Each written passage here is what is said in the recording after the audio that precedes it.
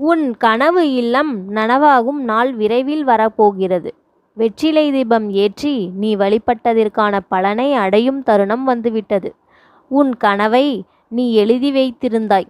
அது இப்பொழுது உண்மை வடிவில் எடுக்கப் போகிறது. எல்லாம் சாத்தியமாகும். என்ன இருந்தாலும் மன நிம்மதி இல்லையே என்று நீ அடிக்கடி புலம்புகிறாய்.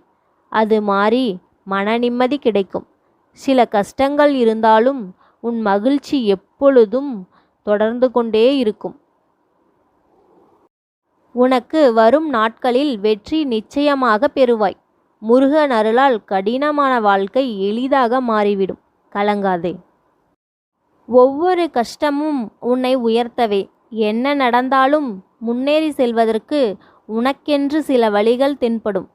நீ செய்யும் தொழிலிலிருந்து ஒருபோதும் பின்தாங்க கூடாது.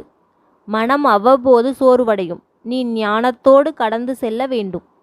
சில கூடுதல் பொறுப்புகள் வந்து சேர்ந்திருக்கும். அதை கண்டு நீ சலிக்காமல் உன்னால் முடிந்ததை தொடர்ந்து செய். ஒவ்வொன்றாக நல்ல செய்தி உன் வீட்டை தேடி வரும். எல்லா நாளும் ஒரு மாதிரி இருக்காது.